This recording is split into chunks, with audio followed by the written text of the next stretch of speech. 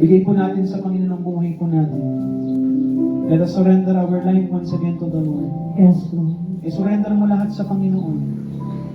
Alam mo yung mga nasa isipan mo, alalahanin mo, mga kabigatan ng puso mo. Give it to the Lord. Oh, to Jesus I surrender. Oh, to Him I freely give.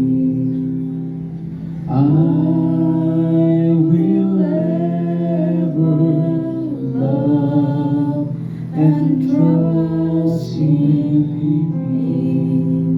His presence daily live.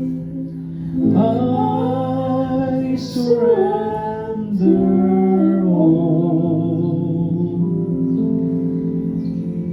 I surrender all to Thee, all to Thee, my blessed Savior.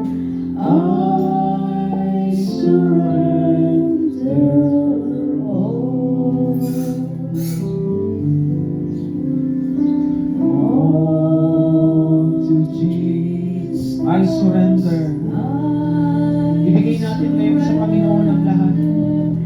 All to Him I freely give. Habang inaawit po ang awit na ito, manalangin ka sa Panginoon. I will ever trust and love Him in His presence daily live. I surrender all. I surrender all. I surrender all. I surrender all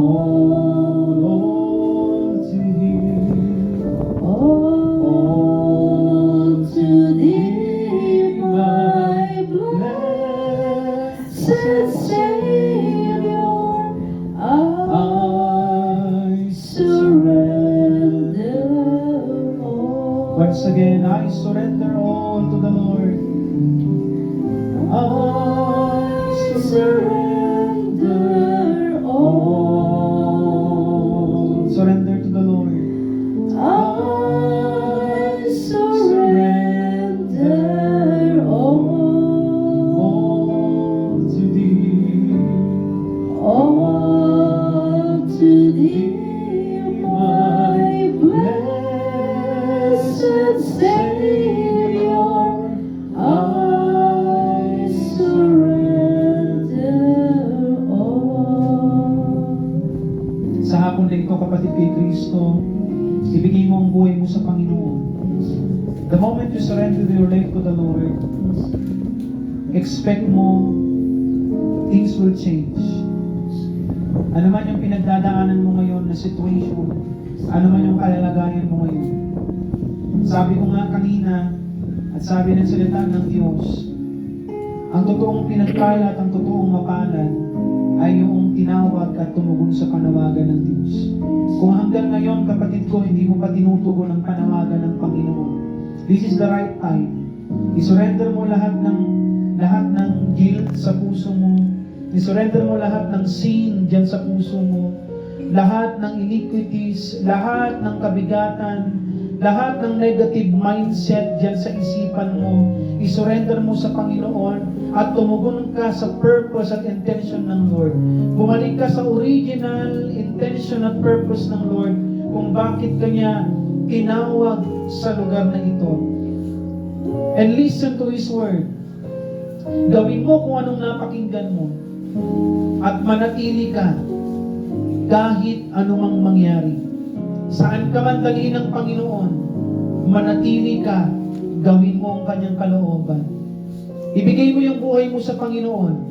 And when you give up everything to the Lord, if you will give up everything to God and you will surrender everything this afternoon, God will bless you and you will be called blessed sa bawat araw ng buhay mo. Hindi lang mga santo ang blessed, even us na mga sumusunod sa kalooban ng Diyos, pwede po tayong tawaging blessed. This afternoon, surrender your life to the Lord.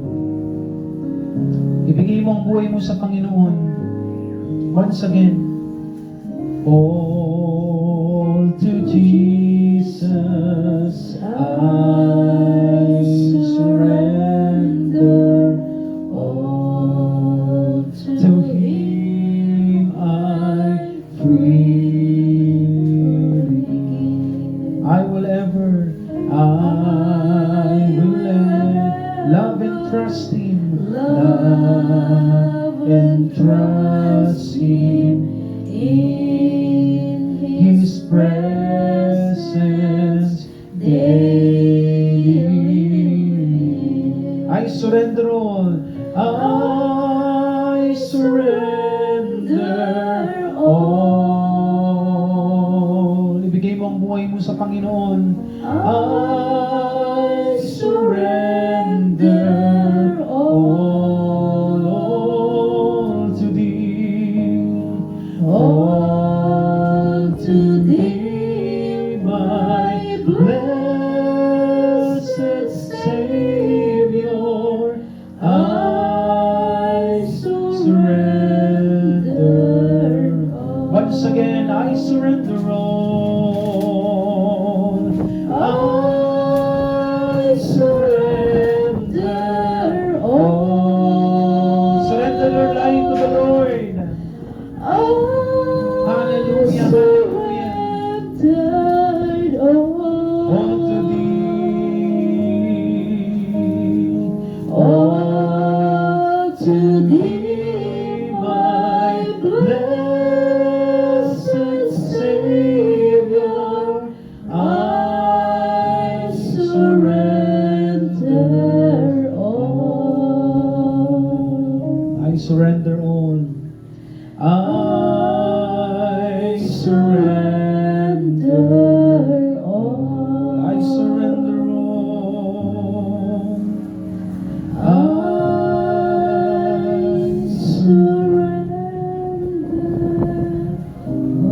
Yes, O God. Salamat po, Panginoon, sa hapon na ito, O Diyos. Narito, Panginoon, ang iyong mga anak na kataas ang kanilang mga kamay at nagtitiwala at patuloy na umaasa sa inyo. Narito po kami lahat, Panginoon, patuloy na nananangan sa iyong presensya.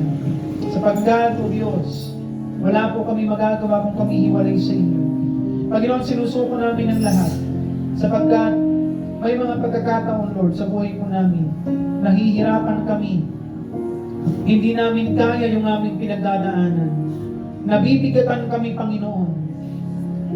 At sa buhay po namin, O Diyos, may mga pagkakataong tila kami susuko na at bibitaw na, Panginoon.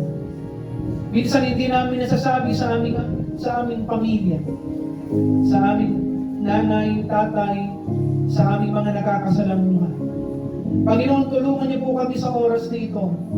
Nais namin sumunod ng tapat, nais namin sumunod, Panginoon, ng totoo. At magamit mo ang buhay na ito para sa ikalulugod ng iyong pangalan. Sa hapon na ito, Ama, minsan pa, patuloy niyo pong dinggin ang aming mga panalangin at baguhin po ninyo ang aming po mga puso. Sa aming pagsuko ng buhay namin, muli po kayong manahan sa amin po mga puso.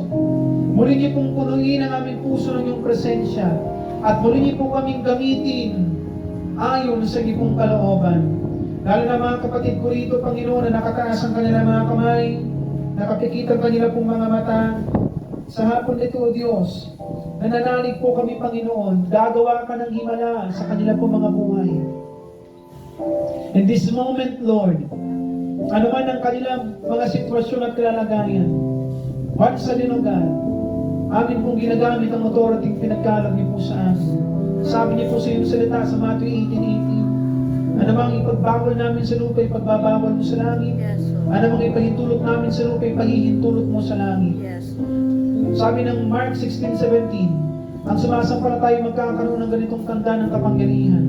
Sa pangalan niyo magpapalaya sila ng mga demonyo. Yes, Lord. At tunay nga, Panginoon, sino mang mapatungan ng kanilang kamay ay gagaling. Sa oras na ito, we use the authority that you have given us. Nayurakan, wasakin, palayasin, durugin at pawalang bisa ang lahat ng ginagawa ngayon ng demonyo sa buhay namin, maging ng bawat miyembro ng aming pamilya. Yes, Lord. Anumang kanigalang nakatali sa leeg ng bawat isa, at anumang ipinunla ng kaaway sa puso't isipan ng bawat isa, ay aming nire-rebuke sa oras na ito, in the name of Jesus Christ of Nazareth. Anumang espiritu ng pag-aalinlangan, espiritu ng kasinungalingan, espiritu ng pandaraya at panininlang, espiritu ng takot, pangamba, pagkabalisa, ligalig at bagabag, anumang espiritu ng stress, anxiety at depression, we rebuke you upon our lives, maging sa buhay ng bawat miyembro ng aming pamilya. Anumang espiritu ng bisyo at adiksyon sa bawat miyembro ng aming pamilya ay pinawawalang bisa namin sa oras na ito, in the name of Jesus Christ of Nazareth. Maging anumang espiritu ng kaguluhan, pagkakampi-kampi, pagkakabaha-bahagi sa pamilya, anumang espiritu ng karamdaman ay aming pinawawalang bisa sa hapon na ito, sa buhay namin maging ng bawat miyembro ng aming pamilya. Go to hell in the name of Jesus Christ of Nazareth. Wala kang karapatan sa buhay namin, demonyo ka, sapagkat pagmamayari kami ng Diyos. Maging anumang pinaplano ng demonyo, anumang binabalak ng demonyo sa buhay namin, maging ng bawat miyembro ng aming pamilya, we break it in the name of Jesus. Maging anumang sumpa ng kaaway na inilagay niya sa buhay ng bawat isa, we break every curse of sin. We break every curse of the evil. We break every curse of sin sa buhay namin. Anumang klase ng sumpa ng kaguluhan, bisyo, adiksyon, karamdaman, sumpa ng utang, sumpa ng pagkabao, gayamin i-rebuke in the name of Jesus Christ of Nazareth. Go to hell in Jesus Christ's name. Wala kang karapatan sa buhay namin, demonyo ka. At sa oras na ito, malaya namin kinakalagan ang espiritu ng kagalakan, kalakasan, kalusugan, kasiglahan, ang espiritu ng kapayapaan, ang espiritu ng katotohanan, ang espiritu ng buhay, ang espiritu ng kasaganaan, ang espiritu ng kalayaan, ang espiritu ng katagumpayan. Holy Spirit, malaya kang kumilos sa aming mga buhay mula ngayon. Wala nang ibang mahayag, maluwalhati sa buhay namin, kundi ikaw lamang. Sa ngalan ni Jesus sa taga Nazareth. Sa oras na ito, sumunod po kayo sa panalangin. Sabihin natin, Yahweh, Yahweh, sa hapon na ito, sa hapon na ito, narito po akong muli. narito po ako muli. Binubuksan ko ang aking puso. Binubuksan ko ang aking puso. Patuloy muli kitang inaanyayahan, Patuloy po kitang hinahayaan na kumilos, manahan, kontrolin, kontrolin, at maniobrahin at maniobrahin ang buo kong buhay. ang buo kong buhay. Nais ko po Nais ko na habang ako'y nabubuhay, na habang ako'y nabubuhay, gamitin po ninyo gamitin po ninyo ang buong oras ko't panahon ang buong oras ko at panahon para sa inyong kalooban. para sa inyong kalooban. Dalangin ko, Ama, Dalangin ko ang na araw-araw, na araw-araw samahan niyo po ako samahan niyo po upang sa aking paglilingkod, upang sa aking paglilingkod hindi po ako manamlay, hindi po ako manamlay, hindi ako manghina, hindi ako hindi ako manlupaypay, hindi ako manlulupay, kahit anuman kahit ano ang aking pagdaanan. ang aking At dalangin ko po, at dalangin lagi niyo akong bigyan lagi niyo ako ng tapang, ng tapang, tatag, tatag, at tibay ng loob at tibay ng loob upang magpatuloy upang magpatuloy sa presensya ninyo sa presensya ng niyo walang ng pag-aalinlangan, walang pag-alala, walang pag-aatubili, walang pag-alala, at walang pag-antala. at walang pag-alala. Dalangin ko, Ama, Dalangin ko na ituon niyo po na ituon niyo ang aking pansin ang aking at pansin atensyon, at atensyon, hindi lamang hindi sa lamang aking ambisyon, sa aking kundi ambisyon, sa aking misyon kundi sa aking na inyo misyon pong ibinigay. na inyo pong binigay. Dalangin ko, Ama, Dalangin ko na sa bawat araw, na sa bawat saan man araw, ako maparoon, saan man ako maparoon, ang presensya niyo ang presensya ang aking niyo makasama. ang aking makasama. Sapagkat Sapagkat wala akong magagawa wala akong kung ako'y hiwalay sa kung inyo. ako'y walay sa Nananalig ako, nananalig ako araw-araw, araw-araw pagtatagumpayin niyo ako. magtatagumpayin At habang ako'y naglilingkod, at habang ako'y hindi niyo po naglilingkod, pababayaan hindi niyo po at iiwan at ang aking buong ang sambahayan. aking buong sambahayan. Kaya muli, Kaya muli sa taon na ito, sa taon na ito, sa iyo ang buhay ko, sa iyo ang buhay ko, gamitin mo gamitin mo ayon sa nais mo. ayon sa nais mo. Sa ngalan ni Jesus. Sa ngalan ni Jesus. Amen. Amen. O Diyos, maraming salamat po sa hapon na ito, sa pagkakataon na binigay mo sa amin upang kinalangin kang muli. Dalangin ko, Ama, na lahat ng nahayag na salita mo, ito po, Panginoon, ay hindi lamang po pumasok sa amin po mga tenga, kundi manalaytay mula ulong ang aming talampakan. Ito po ay amin pong maisabuhay at magawa habang kami nabubuhay.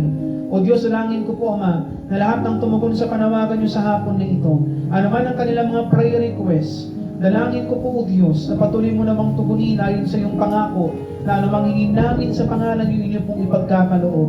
Pagpalain din po maging ang mga taong naririto na mayroon pong mga hinihingi, lalo ng aming kapatid na si Sister Merlin Cayago, para sa kanyang anak na si Aisha, para sa kanyang asawa, Lord, na si Brother Andong. Yes. I pray, O God, mangyari at maganap ng ayon sa iyong kalooban. Yes, Lord. Pagpalain din po si Tatay Perfecto, Panginoon, ang ganap na kagalingan, Yes. maging si Nanay, O Diyos, ang complete and total healing ipagkalob sa Kanya. Yes. Maging lahat ng tumugon sa panawagan mo, pawiin niyo pong magaling, malusog at malakas sa ngalan niyo, Panginoong Yesus.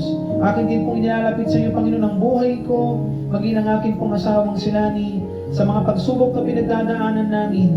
Alam po, Panginoon, patuloy mo kaming pagtatagumpayin at patuloy mo kaming sasamahan Yes. upang hindi kami matalo. Bagkus kami, Panginoon, ay sumigaw, Panginoon, ng may katagumpayan. Amen. Pagpalain niyo rin po, Panginoon, ang bawat miyembro ng aming pamilya na wala dito ngayon. Yes. Sila naway makakilala sa inyo at maunawaan din nila ang iyong kalooban. Yes. Nananalig kami sa hapon na ito, kaming lahat ay answered prayer na, at uuwi kaming lahat, Panginoon, bitbit ang biyaya at tagumpay na mula po sa inyo. Sa iyo lahat ng karangalan at papuri, Yahweh. In Jesus Christ's name we pray, in the name of the Father, and of the Son, and of the Holy Spirit. Everybody say, Amen. Amen. God bless po sa inyo pong lahat, mga kapatid.